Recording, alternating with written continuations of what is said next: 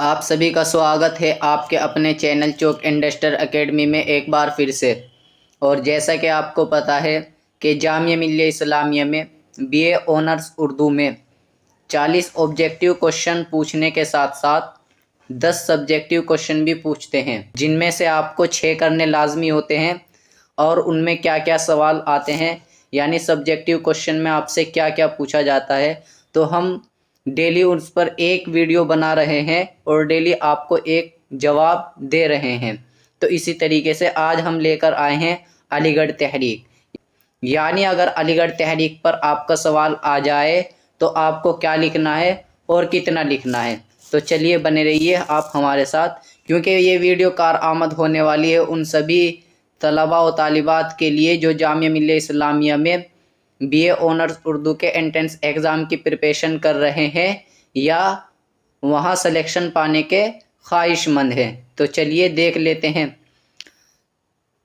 جیسا کہ آپ کو دکھ رہا ہوگا اوپر لکھا ہوا ہے علی گڑھ تحریک۔ علی گڑھ تحریک کے بانی سر سید احمد خان تھے اور یہ 19ویں صدی کی تحریک ہے۔ علی گڑھ تحریک کی ابتدا 1857 کی غدر کرانتی کے بعد ہوئی۔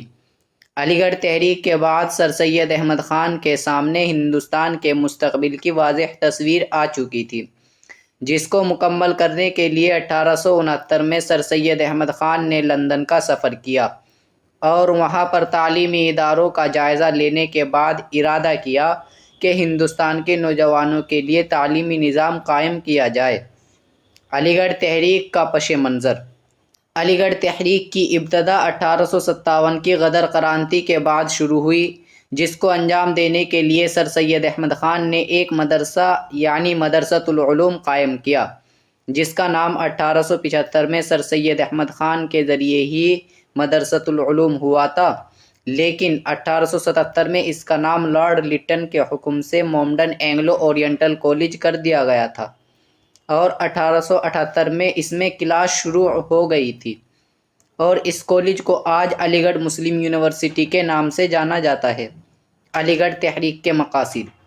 علی گڑھ تحریک کا بنیادی مقصد قوم کے لوگوں کو جگانا اور ہندوستان کے نوجوانوں کو تعلیم یافتہ بنانا تھا۔ علی گڑھ اور سر سید۔ علی گڑھ تحریک کے بانی سر سید احمد خان تھے اور وہ ایک ہمہ گیر شخصیت کے مالک تھے۔ ہندوستانی لوگوں اور خاص طور پر ہندوستانی مسلمانوں کی زندگی کے اہم شعبوں کی خامیوں اور خوبیوں کا انہوں نے گہری نظر سے مطالعہ کیا تھا اور ان کی ہر ضرورت پر غور کیا تھا۔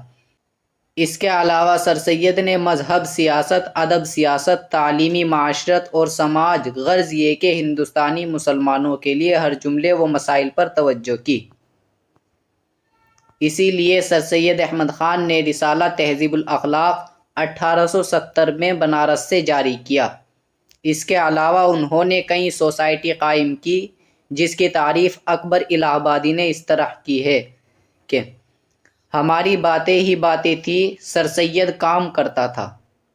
علی گڑھ تحریک کی ادبی خدمات۔ علی گڑھ تحریک پہلی ادبی تحریک مانی جاتی ہے۔ یہ تحریک بہت بڑی فکری اور ادبی تحریک تھی۔ ادب کے لحاظ سے اس تحریک کے اثرات کا دائرہ بہت وسیع تھا۔ اس تحریک کی بدولت نہ صرف اسلوب بیان، روح مضمون، بلکہ ادبی عنوان کے معاملے میں ان کی نامور توسیع کوششوں نے بڑا کام کیا اور ایسے ادب کو رواج دیا جو مغرب سے حاصل کردہ تھی۔ مثلاً نیچرل شاعری۔ نیچرل شاعری کی تحریک، جس میں الطاف حسین حالی اور محمد حسین آزاد برابر کے شریک تھے۔ اس کے علاوہ تنقید کا آغاز بھی سر سید احمد خان اور ان کے رفقا سے ہوتا ہے۔ سر سید احمد خان کے رفقا 4 تھے: ڈپٹی نذیر احمد، علامہ شبلی نعمانی، الطاف حسین حالی اور محمد حسین آزاد۔